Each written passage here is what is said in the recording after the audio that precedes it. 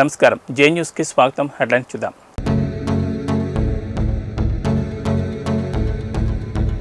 మేడిగడ్డకు బయలుదేరిన BRS declare చేయలేక రాద్ధాంతం చేస్తున్నారని కేటీఆర్ ఫైర్.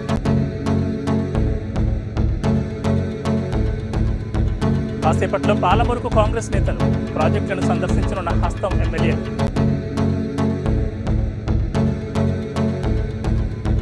డ్రగ్స్ కేసులో మరో కీలక పరిణామం, హైకోర్టును ఆశ్రయించిన director Krish.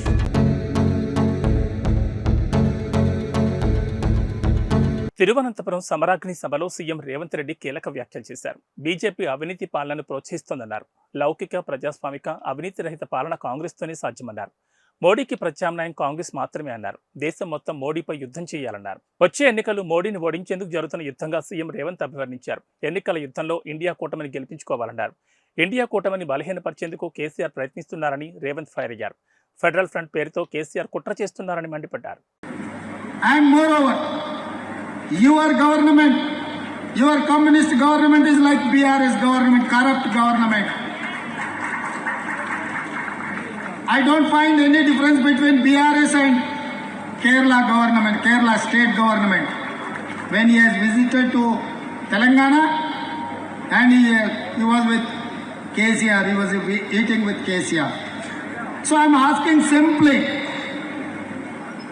when Kerala Chief Minister is clean and transparent government if he is giving, how come he has met Chandrasekhar Rao, former Chief Minister of Telangana? इसका मतलब साथियों कहीं पर भी रहने दो, एक ही साथ में रहते. जहां पर केरला जो प्रैक्टिसेस कुछ कम है, केसीआर से सीखने के लिए आपके चीफ मिनिस्टर वहां पर गए. पैसे कैसे कमाना, सामने पार्टी को कैसे केसेस में कार्यकर्ता और वर्कर्स के खिलाफ केसेस लगाना, जेल को भेजना. हमेशा I used to read in the papers or TVs, Kerala Congress workers fought with, or communist workers are killing our karyakartas. It is not good for Communist Party. And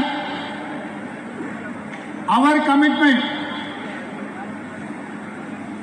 our fight against Narendra Modi, आने वाले चुनाव में India सरकार बनाने का जरूरी है. Otherwise जो मणिपुर में हुआ था, जो मणिपुर में Bharatiya Janata party, state government and central government, they have killed hundreds of people. They have burned like anything for churches and other things. They don't have any tolerance for other communities. When they don't have any tolerance for other communities, how come they are ruling this country? They don't have any eligibility to rule this country for a minute also. इसीलिए मैं एक ही बात, केरला में तो Congress versus communist, the entire India is Congress versus Bharatiya Janata party. Tomorrow something goes wrong. రాష్ట్రంలో అధికారంలోకి వచ్చిన కాంగ్రెస్ బాధ్యతను మరిచి రాజకీయాలు చేస్తోందని మాజీ మంత్రి బీఆర్ఎస్ వర్కింగ్ ప్రెసిడెంట్ కేటీఆర్ అన్నారు. చలో మేడిగడ్డ కార్యక్రమానికి బీఆర్ఎస్ శ్రీకారం చుట్టింది. ఈ మేరకు అక్కడ వారు పవర్ పాయింట్ ప్రజెంటేషన్ ఇవ్వనున్నారు. ఈ సందర్భంగా ప్రజలకు వాస్తవాలు తెలియాలనే ఉద్దేశంతో చలో మేడిగడ్డ కార్యక్రమాన్ని నిర్వహిస్తున్నామని కేటీఆర్ తెలిపారు. కాంగ్రెస్ కేవలం రాజకీయ ప్రయోజనాలే ముఖ్యమని, ప్రజా సంక్షేమం ముఖ్యం కాదని ఆయన ఎద్దేవా చేశారు. రాబోయే రోజుల్లో తాము రాష్ట్ర వ్యాప్తంగా ఉన్న ప్రాజెక్టులన్నీ పర్యటిస్తామని తెలిపారు. మేడిగడ్డ ప్రాజెక్టు దెబ్బతింటే రిపేర్ చేయించడానికి ఇబ్బందులేంటో తెలియట్లేదని మండిపడ్డారు. ప్రాజెక్టును నిర్మాణం చేపట్టిన సంస్థపై చర్యలు తీసుకోండి, కానీ రైతులను మాత్రం బలి చేయొద్దన్నారు. మేడిగడ్డ ప్రాజెక్టుకు రిపేర్ చేయించకుండా ప్రభుత్వం నిర్లక్ష్యం చేస్తోందని, బ్యారేజ్ పూర్తిగా కూల్చేందుకు చూస్తున్నారని కాంగ్రెస్పై ధ్వజమెత్తారు. చెలో మేడిగడ్డకు బీఆర్ఎస్ పిలుపునివ్వడంతో దానికి కౌంటర్గా చెలో పాలమూరు రంగారెడ్డి ప్రాజెక్టుకు కాంగ్రెస్ పిలుపునిచ్చింది. సిడబ్ల్యూసీ మెంబర్ మాజీ ఎమ్మెల్యే వంశీచంద్రెడ్డి ఆధ్వర్యంలో ఉమ్మడి మహబూబ్నగర్ జిల్లాకు చెందిన పార్టీ ఎమ్మెల్యేలు వేర్లపల్లి శంకర్, అనిరుద్ రెడ్డి, ఎన్ఎం శ్రీనివాసరెడ్డి, చిట్టెం పర్ణికారెడ్డి, మధుసూదన్ రెడ్డి, శ్రీహరి ముదిరాజ్ పాలమూరు ప్రాజెక్టును సందర్శించనున్నారు. తొలుత దేవరకద్ర నియోజకవర్గంలోని కరివేన రిజర్వాయర్కు వెళ్తారు. అక్కడి నుంచి మధ్యాహ్నం 1 గంటకు జడ్చర్ల నియోజకవర్గంలోని ఉద్దండాపూర్ రిజర్వాయర్కు చేరుకుంటారు. అనంతరం షాద్నగర్ నియోజకవర్గంలోని లక్ష్మీదేవిపల్లి రిజర్వాయర్కు వెళ్తారు. 10 ఏళ్ల కేసీఆర్ పాలనలో పాలమూరు జిల్లాలోని ప్రాజెక్టులు ఏ విధంగా నిర్లక్ష్యానికి గురయ్యాయనేది ఈ సందర్భంగా కాంగ్రెస్ నేతలు వివరించనున్నారు. రాష్ట్రంలో పేరుకుపోయిన ధరణి అప్లికేషన్ల పరిష్కారానికి స్పెషల్ డ్రైవ్ కొనసాగుతోంది. ప్రతి మండలంలో 2 నుంచి 3 టీమ్స్ నియమించనున్నారు. తహసీల్దార్, డిప్యూటీ తహసీల్దార్, రెవెన్యూ ఇన్స్పెక్టర్ నేతృత్వంలో దరఖాస్తులు స్వీకరిస్తున్నారు. ప్రతి దరఖాస్తును పరిశీలించి అవసరమైతే ఫీల్డ్ ఇన్స్పెక్షన్ చేసి రిపోర్ట్ ఇస్తారు. ప్రతి తహసీల్దార్ కార్యాలయంలో అధికారులు అందుబాటులో ఉంటారు. పారాలీగల్స్, డిఆర్డీఏలో పనిచేస్తున్న కమ్యూనిటీ సర్వేయర్లు, అగ్రికల్చర్ విస్తరణాధికారులు, పంచాయతీ సెక్రటరీలను కూడా స్పెషల్ డ్రైవ్లో వినియోగించుకోనున్నారు. గ్రామాల వారీగా, మాడ్యూళ్ల వారీగా జాబితాలను సిద్ధం చేసి టీమ్స్కి తహసీల్దార్ అందజేస్తారు. ప్రతి దరఖాస్తుదారుడికి వాట్సాప్ ద్వారా సమాచారాన్ని అందజేస్తారు. డాక్యుమెంట్లు అవసరమైతే అడగొచ్చు. అలాగే సేత్వార్, ఖాస్రా, సెసల్లా, పహానీ, పాత పహానీ, 1B రిజిస్టర్, ధరణి డేటాను పరిశీలిస్తారు. అసైన్మెంట్, ఇనామ్, పీఓటీ రిజిస్టర్స్, భూదాన్, వక్ఫ్, ఎండోమెంట్, ల్యాండ్ రికార్డులు అవసరమైతే వెరిఫై చేసే అధికారాన్ని కట్టబెడుతూ CCLA నవీన్ మిట్టల్ ఉత్తర్వులు జారీ చేశారు. అవసరమైతే ఫీల్డ్ విజిట్ చేస్తారు. స్థానిక విచారణ చేసి వాస్తవాలు తెలుసుకునేందుకు అవకాశం ఇచ్చారు. ఫీల్డ్ విచారణ పూర్తయిన తర్వాత అప్లికేషన్లపై రిపోర్ట్ సమర్పిస్తారు. అవి ఆమోదించవచ్చు లేదా తిరస్కరించవచ్చు. ప్రతి రిపోర్ట్ తప్పనిసరిగా అప్రూవల్ ఇచ్చి అథారిటీకి పంపిస్తారు. అప్రూవల్ చేసే అథారిటీ వాటిని నిర్దేశించిన ఫార్మాట్ ద్వారా ఆమోదించడం లేదా తిరస్కరిస్తున్నట్లు పేర్కొంటూ ఉన్నతాధికారులకు సమర్పిస్తారు. ఇవాళ నుంచి ఈ నెల 9 వరకు రెవెన్యూ స్పెషల్ డ్రైవ్ ద్వారా పెండింగ్లోని ప్రతి దరఖాస్తును పరిష్కరించాలని, ఏ ఒక్కటి పెండింగ్లో ఉంచొద్దని ఆదేశించారు. ప్రభుత్వ భూములను తప్పనిసరిగా పరిరక్షించే విధంగానే డ్రైవ్ ఉండాలన్నారు. తహసీల్దార్లు, ఆర్డీఓల ద్వారా కలెక్టర్లను ప్రతిరోజు మానిటరింగ్ చేయాలని మార్గనిర్దేశం చేశారు. అయితే స్పెషల్ డ్రైవ్ ప్రోగ్రాం పూర్తిగా ధరణి కమిటీ డిజైన్ చేయడం గమనార్హం. రైతులను ఇబ్బందులు గురి చేయకుండా పూర్తి చేయాలని మార్గనిర్దేశాల్లో ప్రత్యేకంగా ప్రస్తావించారు.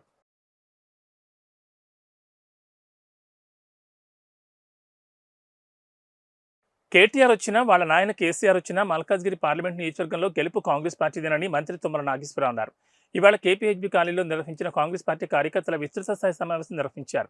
ఈ కార్యక్రమానికి ముఖ్య అతిథిగా వ్యవసాయ శాఖ మంత్రి తుమ్మల నాగేశ్వరరావు హాజరయ్యారు. ఈ సందర్భంగా తెలంగాణలో 17 ఎంపీ సీట్లు కాంగ్రెస్ పార్టీ గెలుస్తుందని మంత్రి తుమ్మల ధీమా వ్యక్తం చేశారు. నీళ్లు, నిధులు, నియామకాల పేరుతో ఏర్పడిన తెలంగాణను బీఆర్ఎస్ పార్టీ అధోగతి, అప్పులు పాలు చేస్తుందని ఆయన ధ్వజమెత్తారు. వచ్చే పార్లమెంట్ ఎన్నికల్లో ప్రతి కాంగ్రెస్ కార్యకర్త అన్ని పార్లమెంట్ స్థానాలను గెలిపిస్తారనే ఆశాభావాన్ని వ్యక్తం చేశారు. అందరికీ నమస్కారం. ఈరోజు మల్కాజ్గిరి పార్లమెంట్లో కూకటిపల్లి నియోజకవర్గ పార్లమెంట్ ఎన్నికల సన్నాహక సమావేశం ముఖ్య కార్యకర్తలతో నడిచింది. తప్పకుండా మల్కాజ్గిరి పార్లమెంటు నియోజకవర్గం కాంగ్రెస్ పార్టీ కైవసం చేసుకోబోతా ఉంది. దానికి భయపడ్డటువంటి బీఆర్ఎస్ పార్టీ నాయకులు చేతగానటువంటి, పనికిరానటువంటి ఛాలెంజ్లు ఇస్తున్నారు. మేము ఇదే వేదిక మీద నుంచి ఛాలెంజ్ చేశాం. కాంగ్రెస్ పార్టీ అన్ని స్థానాల్లో గెలవాలని పట్టుదలతోటి కార్యకర్తలు ఉన్నారు. బీఆర్ఎస్ పార్టీ ముఖ్యమంత్రి గారు ఛాలెంజ్ చేసినటువంటి ఒక్క సీటు గెలిచి ఈ రాష్ట్రంలో నిలబడండి అని ఛాలెంజ్ చేశారు. దానికి కేటీఆర్ గారు మల్కాజ్గిరికి రమ్మని అడుగుతున్నారు. తప్పకుండా కేటీఆర్ గారు వస్తే మల్కాజ్గిరిలోనే ఓడించి కాంగ్రెస్ పార్టీ కార్యకర్త చేతిలో ఇంటికి పంపిస్తామని చెప్పి ఛాలెంజ్ చేశాం. దానికి అనుగుణంగా కాంగ్రెస్ కార్యకర్తలందరూ కూడా పట్టుదలతోటి కేటీఆర్ గారు వచ్చినా, వాళ్ళ నాయన గారు వచ్చినా మల్కాజ్గిరిలో ఓడించి పంపిస్తామని చెప్పి పట్టుదలతో ఉన్నారు. దానికి ఆ ఛాలెంజ్ని స్వీకరించమని చెప్పి బీఆర్ఎస్ పార్టీని మేము హెచ్చరిక చేస్తాం. ఎన్నికల షెడ్యూల్ రాకముందే బీజేపీ లోక్సభ అభ్యర్థుల తొలి జాబితా ప్రకటించనుంది. ఇందుకు గాను ఆ పార్టీ అగ్రనాయకత్వం ఇప్పటికే కసరత్తును పూర్తి చేసింది. తొలి జాబితాలో అభ్యర్థుల పేర్ల ఖరారు కోసం గురువారం సాయంత్రం సమావేశమైన బీజేపీ కేంద్ర ఎన్నికల కమిటీ అభ్యర్థులను ఖరారు చేసింది. ప్రధాని నరేంద్ర మోడీ, పార్టీ జాతీయ అధ్యక్షుడు JP నడ్డా అధ్యక్షతన జరిగిన ఈ సమావేశానికి కేంద్ర హోంమంత్రి అమిత్ షా, పలువురు ఇతర కేంద్ర మంత్రులు, బీజేపీ పాలిత రాష్ట్రాల సీఎంలు, తెలంగాణ, ఉత్తరప్రదేశ్, మధ్యప్రదేశ్, రాజస్థాన్, ఉత్తరాఖండ్, గుజరాత్, గోవా, ఛత్తీస్గఢ్ రాష్ట్రాల నేతలతో బీజేపీ CEC భేటీ అయింది. తొలి విడతలోనే సగం సీట్లకు ఎంపీ అభ్యర్థులను ప్రకటించనున్నట్లు సమాచారం. 2-3 రోజుల్లో ఈ జాబితా విడుదల చేసే అవకాశం ఉన్నట్లు పార్టీ వర్గాలు చెబుతున్నాయి. గత లోక్సభ ఎన్నికల్లో తక్కువ మెజార్టీతో గెలిచిన సీట్లు, పార్టీ బలహీనంగా ఉన్న సీట్లలో అభ్యర్థులను తొలుత ప్రకటించనున్నట్లు తెలుస్తోంది. దీని ద్వారా ఆయా అభ్యర్థులకు ఎన్నికల ప్రచారానికి కనీసం 50 రోజుల సమయం దొరుకుతుందని పార్టీ నాయకత్వం భావిస్తోంది. కాగా తొలి జాబితాలో తెలంగాణ నుంచి సుమారు 8 మంది అభ్యర్థులు ఖరారైనట్లు సమాచారం. ఖరారైన వారిలో సికింద్రాబాద్ కిషన్ రెడ్డి, నిజామాబాద్ ధర్మపురి అరవింద్, కరీంనగర్ బండి సంజయ్, చేవెళ్ల కొండ విశ్వేశ్వరరెడ్డి, భువనగిరి బోరా నరసయ్యగౌడ్, హైదరాబాద్ మాధవీలత, మహబూబ్ నగర్ DK అరుణ, నాగర్ కర్నూలు భారత్ ప్రసాద్ ఉన్నట్లు తెలుస్తోంది. శ్రీశైలంలో నేటి నుంచి మహాశివరాత్రి బ్రహ్మోత్సవాలు ప్రారంభం కానున్నాయి. ఇవాళ ఉదయం శాస్త్రోక్తంగా యాగశాల ప్రవేశంతో మహాశివరాత్రి బ్రహ్మోత్సవాలకు శ్రీకారం చుట్టామని ఈవో పెద్దిరాజు తెలిపారు. మహాశివరాత్రి బ్రహ్మోత్సవాల సందర్భంగా ఆలయంలో యాగశాల ప్రవేశం, వేదస్వస్తి, శివ సంకల్పం, చండీశ్వర పూజ, కంకణ పూజ, దీక్షా కంకణధారణ నిర్వహిస్తున్నారు. స్వామివార్ల అలంకార దర్శనానికి మాత్రమే భక్తులకు అనుమతిస్తామని ఈవో తెలిపారు. శివదీక్ష చేపట్టిన ఇరుముడి స్వాములకు ఇవాళ నుంచి 5వ తేదీ వరకే స్వామివారి సర్వదర్శనం ఉంటుందన్నారు. బ్రహ్మోత్సవాల సమయంలో అన్ని ఆర్జిత సేవలను పూర్తిగా ఆపేస్తున్నట్లు చెప్పారు. అందరి యొక్క సహకారంతో ఏర్పాట్లు అవి చేసుకోవడం జరిగింది. దీనిలో భాగంగా ముఖ్యంగా 8వ తారీఖున శివరాత్రి ఆ రోజు స్వామి అమ్మవారి యొక్క కళ్యాణోత్సవం జరుగుతుంది రాత్రి 12 గంటలకి. అలాగే 10 గంటల నుంచి రాత్రి 10 గంటల నుంచి 12 గంటల వరకు కూడా పాకాలంకరణ ఉత్సవం అనేది ఉంటుంది. ఈ శివరాత్రి ఉత్సవాల సందర్భంగా లక్షలాది మంది భక్తులు దేశం నలుమూల నుంచి కూడా ఈ క్షేత్రానికి వస్తారు. కాబట్టి అందరి యొక్క సహకారంతో వివిధ శాఖల యొక్క సమన్వయంతో అందరి భక్తులకి కూడా ముఖ్యంగా నడక మార్గంలో వచ్చేటటువంటి భక్తుల్ని కూడా దృష్టిలో పెట్టుకొని అన్ని సౌకర్యాలు కూడా ఏర్పాటు చేస్తున్నాము. చలువ పందులు అవి ఏర్పాటు చేయడం జరుగుతోంది. అలాగే నడక మార్గంలో వచ్చేటటువంటి భక్తులకి మంచినీటి సదుపాయము, అలాగే దాతల యొక్క సహకారంతో అన్నప్రసాద వితరణ కూడా జరుగుతుంది. అలాగే లడ్డూలు విక్రయ కేంద్రాలు కూడా అదనంగా లడ్డూ కౌంటర్లు కూడా మనం ఏర్పాటు చేస్తున్నాము. ట్రాఫిక్ని క్రమబద్ధీకరించే విధంగా కూడా చర్యలు తీసుకుంటున్నాము. 11 పార్కింగ్ ప్రదేశాలను కూడా ఐడెంటిఫై చేసి ట్రాఫిక్కి ఇబ్బంది లేకుండా కూడా చూడటం జరుగుతోంది. అలాగే క్యూ లైన్లు కూడా ఎక్కువగా ఏర్పాటు చేస్తున్నాము. ముఖ్యంగా ఇది శివస్వాములకి ఇబ్బంది లేకుండా 1వ తారీఖు నుంచి 5వ తారీఖు వరకు కూడా ఉచిత ఈ స్పర్శ దర్శనం ఏర్పాటు చేయడం అనేది జరుగుతోంది. అలాగే 6వ తారీఖు నుంచి 11 వరకు కూడా ఎలాంటి ఈ స్పర్శ దర్శనాలు అవి ఉండవు. ఈ 11 రోజుల పాటు ఆర్జిత సేవలు రద్దు చేయడం అనేది జరుగుతోంది. ముఖ్యంగా శివరాత్రి అధిక సంఖ్యలో వచ్చే భక్తుల్ని దృష్టిలో పెట్టుకొని అన్ని విధాలుగా కూడా సమన్వయం చేసుకుంటూ వివిధ శాఖల యొక్క సహకారంతో ముఖ్యంగా పోలీస్ సిబ్బంది యొక్క సహకారంతో అన్ని విధాల వారికి సౌకర్యంగా ఉండే విధంగా ఏర్పాట్లు చేస్తున్నాము. అలాగే వికలాంగులకి వృద్ధులకి కూడా చంటి పిల్లలకి కూడా ప్రత్యేకించి క్యూ లైన్ అవి ఏర్పాటు చేస్తున్నాము.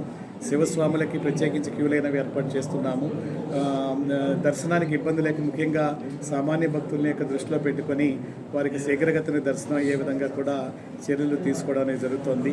అలాగే స్నాన ఘట్టాలను అవి ఏర్పాటు చేయడం, పాతాళ గంగ వద్ద కూడా షవర్లు అవి ఏర్పాటు చేయడము, తర్వాత ప్రత్యేకించి అదనంగా టాయిలెట్ సౌకర్యాలు కూడా కల్పించడం, మంచినీటి సదుపాయం కల్పించడము. తెలంగాణలో సంచలనం సృష్టించిన రాడిసన్ డ్రగ్స్ కేసు రోజురోజుకు మలుపులు తిరుగుతోంది. ఈ డ్రగ్స్ కేసులో సినీ డైరెక్టర్ క్రిష్ కూడా ఉన్నట్లు పేర్కొని క్రిష్ను విచారించేందుకు పోలీసులు సిద్ధమయ్యారు. ఈ క్రమంలో గచ్చిబౌలి పోలీసుల విచారణకు హాజరు కాకుండా ఇవాళ డైరెక్టర్ క్రిష్ హైకోర్టును ఆశ్రయించారు. డ్రగ్స్ కేసులో హైకోర్టులో క్రిష్ ముందస్తు బెయిల్ పిటిషన్ దాఖలు చేశారు. అయితే క్రిష్ తాను ముంబైలో ఉన్న కారణంగా పోలీసుల విచారణకు రాలేనని, తనకు మరో 2 రోజుల సమయం కావాలని కోరారు. కానీ నేడు క్రిష్ వ్యక్తిగతంగా పోలీసుల విచారణకు హాజరు కావాల్సిందేనని పోలీసులు తెలిపారు. దీంతో క్రిష్ హాజరుపై సస్పెన్స్ కొనసాగుతోంది. ఎమ్మెల్యే లాస్య యాక్సిడెంట్ కేసును ముమ్మరంగా దర్యాప్తు చేస్తున్న పటాన్చెరు పోలీసులు కీలక ఆధారాలను సేకరించారు. లాస్య కారు ఢీకొన్న టిప్పర్ లారీని గుర్తించారు. దాన్ని పోలీసులు సీజ్ చేశారు.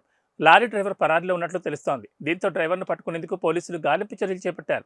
లాస్య కారు మొదట లారీని ఢీకొట్టినట్లు పోలీసులు చెప్పారు. సరిగ్గా వారం క్రితం అంటే ఫిబ్రవరి 23న తెల్లవారుజామున MLA Lasya Nanditha car Patancheru outer ring రోడ్డుపై ప్రమాదానికి గురై మరణించారు. ఆమె కారు అదుపు తప్పి లారీని ఢీకొట్టి రైలింగ్ను గుద్దడంతో ఆమె అక్కడికక్కడే చనిపోగా ఎమ్మెల్యే ఫ్రెండ్ పిఏ ఆకాష్కు తీవ్ర గాయాలయ్యాయి.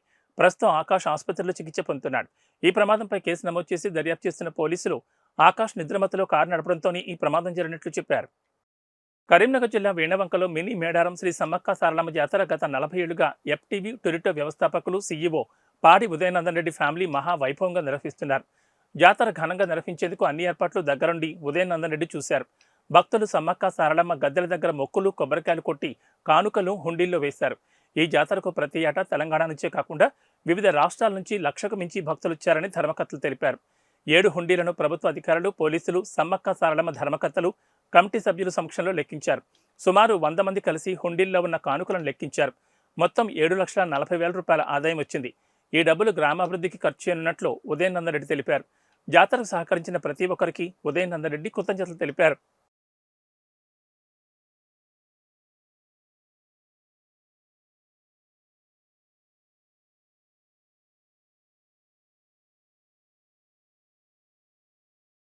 కరీంనగర్ జిల్లా తిమ్మాపూర్ మండలంలోని అలుగునూరు వద్ద శుక్రవారం ఉదయం రోడ్డు ప్రమాదం చోటు చేసుకుంది. రహదారి మధ్యలో ఉన్న డివైడర్ చెట్లకు నీటిని పడుతున్న మున్సిపల్ వాటర్ ట్యాంకర్ను TS02FD9989 నంబర్ గల కారు అతివేగంగా వచ్చి ఢీకొట్టింది. ఈ ప్రమాదంలో కారు ఎయిర్ బెలూన్స్ ఓపెన్ కావడంతో డ్రైవింగ్ చేస్తున్న వ్యక్తికి పెను ప్రమాదం తప్పింది. కారు నడుపుతున్న వ్యక్తి తిమ్మాపూర్ మండలం మహాత్మానగర్కు చెందిన హనుమాన్ల రాజేందర్ పెద్దపల్లి జిల్లాలోని ఇరిగేషన్ డిపార్ట్మెంట్లో సూపరింటెండెంట్గా విధులు నిర్వహిస్తున్నాడు. ఈ తరుణంలో విధులకు హాజరవ్వాలనే ఉద్దేశంతో కారులో వెళ్తూ అలుగునూరు వద్దకు రాగానే ట్రాక్టర్ను ఢీకొట్టాడు. ట్రాక్టర్ వెనుక నీళ్లు పట్టే వ్యక్తి ఆ సమయంలో లేకపోవడంతో భారీ ప్రమాదం తప్పింది. సంఘటనా స్థలానికి చేరుకున్న ఎల్ఎండి పోలీసులు వివరాలు నమోదు చేసుకుని దర్యాప్తు చేస్తున్నట్లు తెలిపారు.